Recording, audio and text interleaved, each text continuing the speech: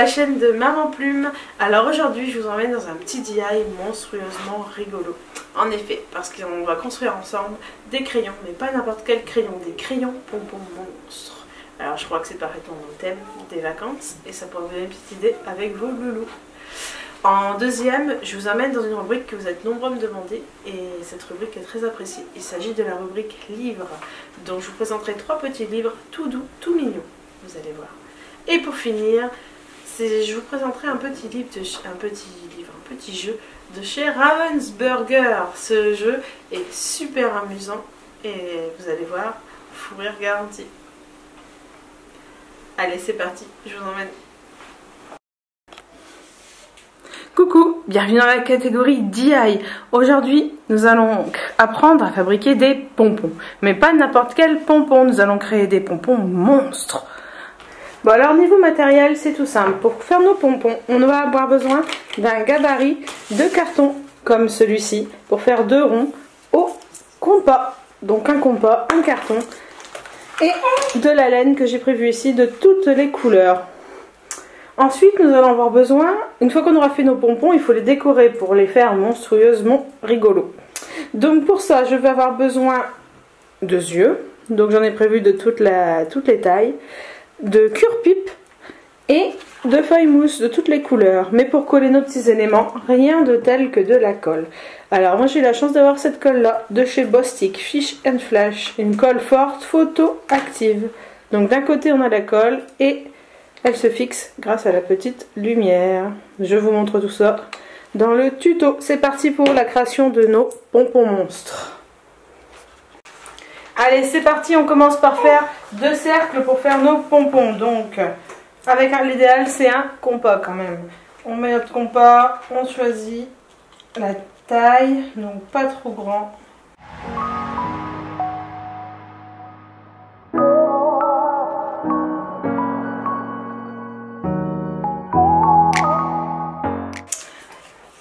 Voilà, notre rond est coupé. Il faut reproduire à l'identique un second rond. Voilà, nous avons fait nos 2 ronds avec la petite coupure qui est très importante pour faire les pompons. Donc nous venons superposer nos 2 coupures.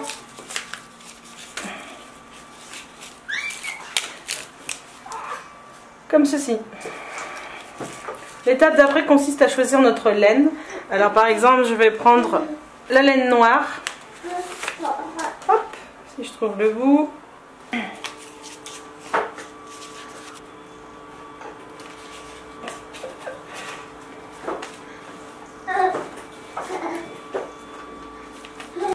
Et voilà, à partir de là, c'est parti.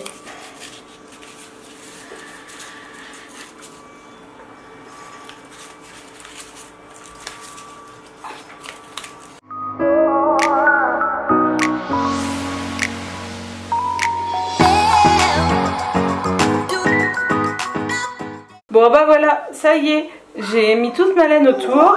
Et là, comme il y a 2 cartons, et le but va être de couper tout autour. Donc c'est peut-être là le morceau le plus difficile, c'est de pouvoir passer le ciseau, après tout est bon. Donc là c'est parti, on coupe en 2.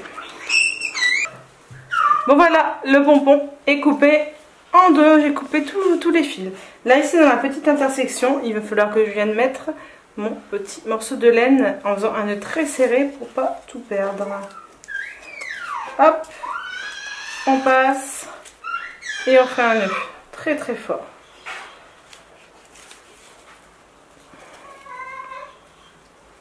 Voilà un deuxième nœud pour ma part.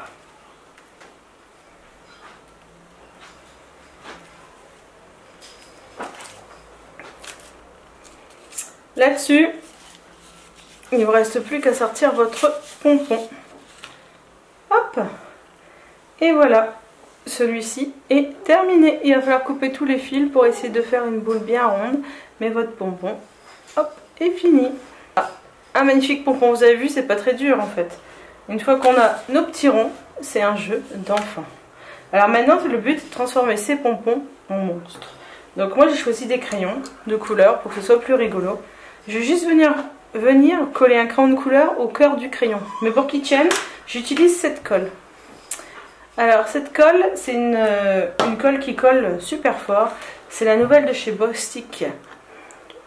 Donc c'est fixe et flash. C'est une colle forte, photoactive. Donc c'est-à-dire qu'en gros, on va ouvrir, on va mettre notre colle et elle va coller grâce à la petite lumière qui est derrière. Allez, c'est parti. On met la colle.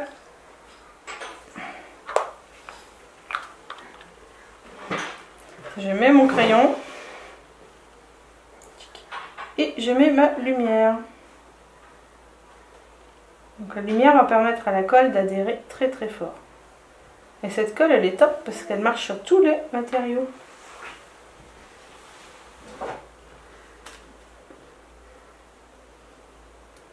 Donc voilà, on voit déjà qu'en quelques secondes, ça tient. Sur notre pompon, on pourrait lui mettre des yeux. On lui en met combien?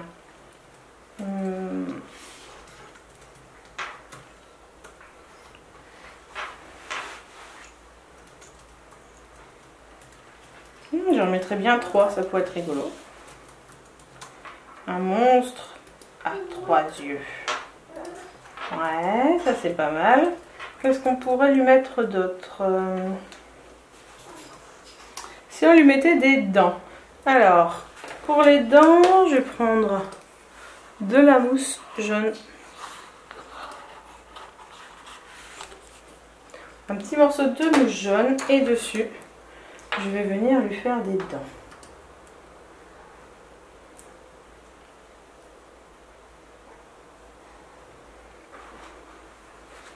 Une petite langue.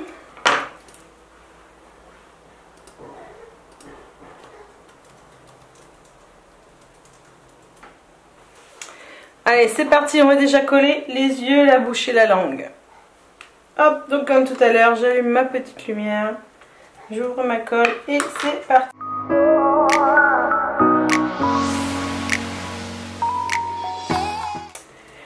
Et voilà, le petit monstre à 3 yeux qui tire la langue. Bon, je trouve qu'il manque encore quelque chose sur le haut, je vais essayer d'y réfléchir, qu'il soit un petit peu plus amusant.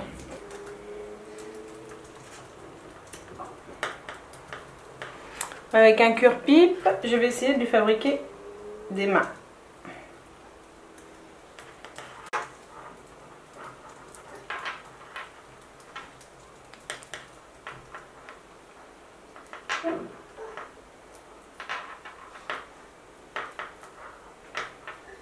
Touc. On va faire l'autre côté. Et voilà, mon petit monstre a des mains, mais ça glisse. Donc je vais le coller aussi, également juste en dessous. C'est parti.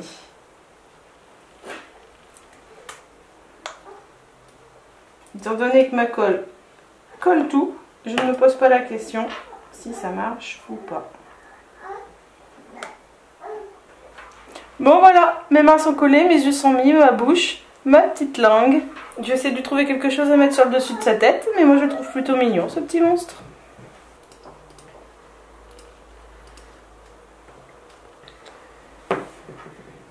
Voilà, un premier petit monstre fini. Alors, il n'est pas amusant? Allez, j'essaye d'en faire un autre. Je recommence.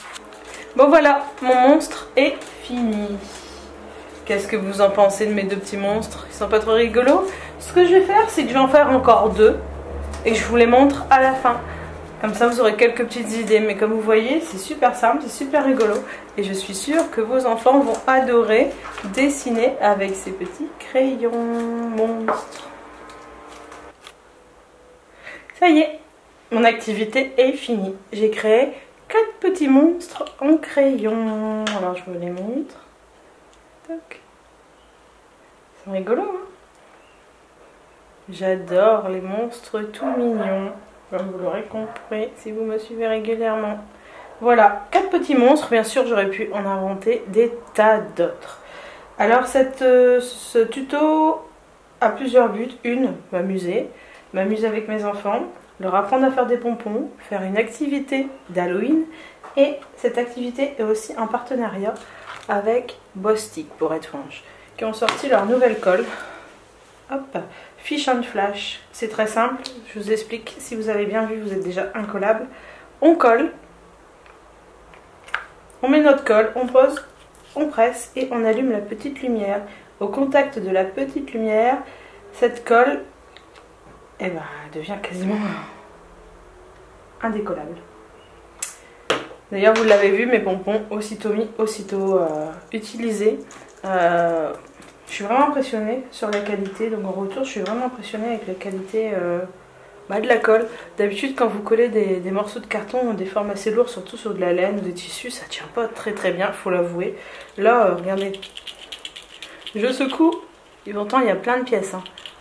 Rien tombe, rien ne bouge, tout est super bien fixé. Donc voilà, sinon j'espère que mon petit tuto vous a plu. Si vous souhaitez en voir plus, n'hésitez pas à aller sur la chaîne YouTube. Il y a plein d'idées de DIY, de sorties et plein d'autres choses trop chouettes. Bienvenue dans ma bibliothèque. Alors aujourd'hui j'avais envie de vous montrer 3 livres tout doux, tout chou, vous allez comprendre. Alors je vous les présente vite fait au démarrage. Il y a De quelle couleur sont les bisous. Je vous parlerai aussi du petit zèbre qui a perdu ses rayures. Et pour finir, un petit livre sur les animaux domestiques, une sorte de petite encyclopédie pour petits. Allez, c'est parti. Je vais commencer par celui-là, vu que je l'ai dans la main. Les animaux domestiques. Alors c'est un livre qui plaît beaucoup à ma puce, je vous laisse deviner pourquoi. On y voit des animaux.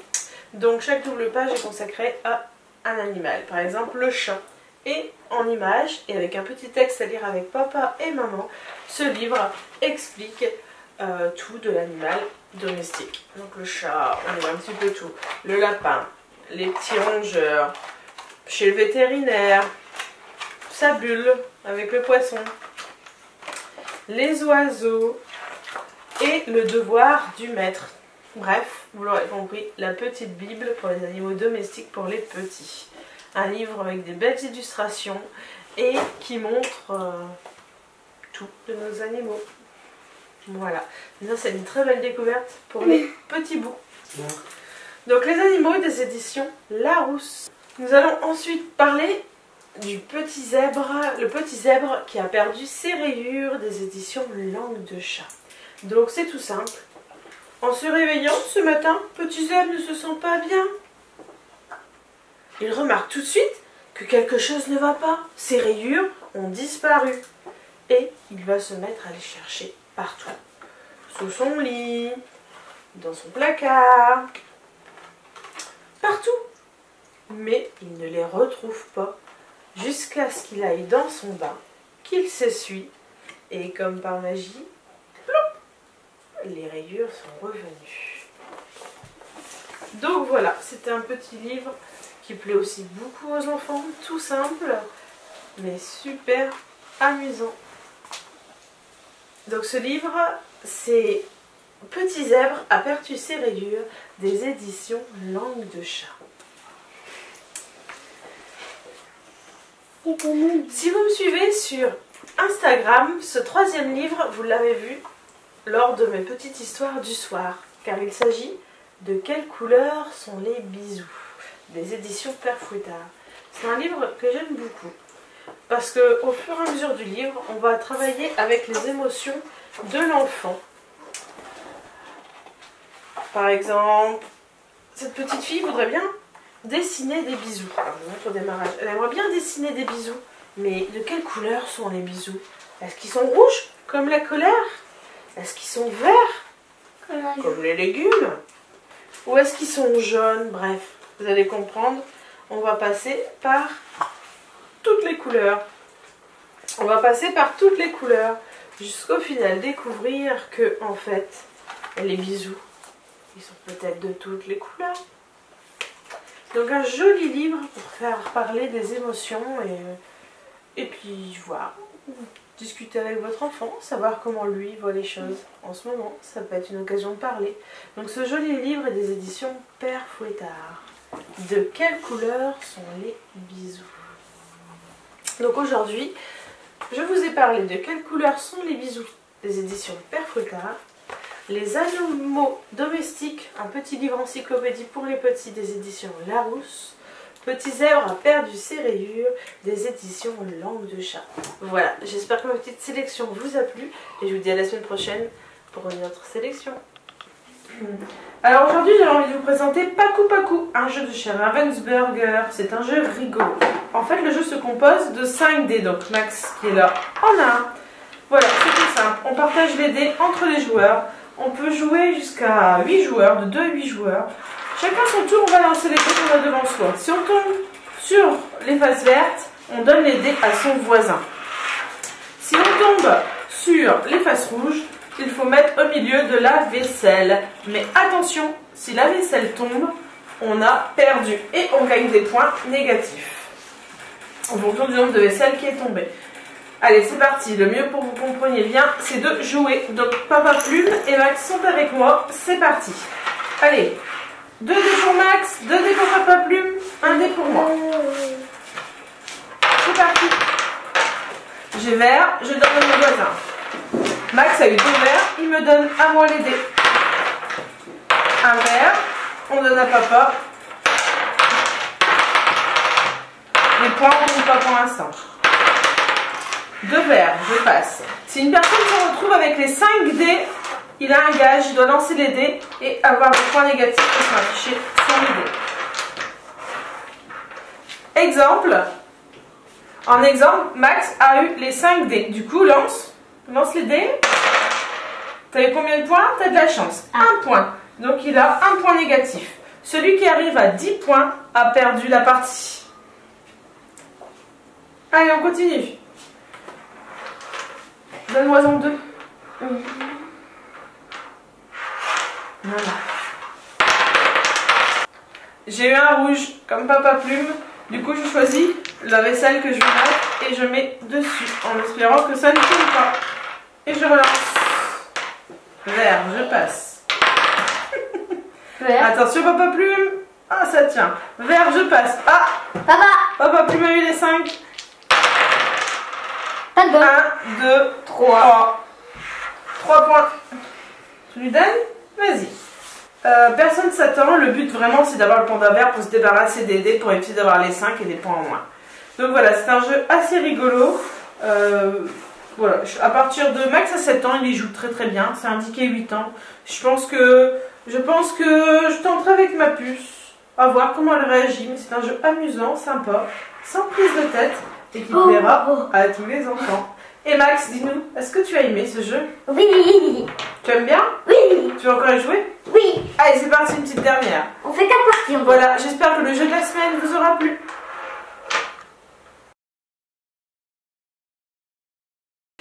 Et voilà, c'est fini pour cette semaine. J'espère que ma petite sélection et mes petites découvertes vous auront plu. Si c'est le cas, je vous invite à me retrouver dès vendredi prochain 18 h pour une nouvelle sélection. Et en attendant, n'hésitez pas à vous abonner et à liker cette vidéo. À bientôt!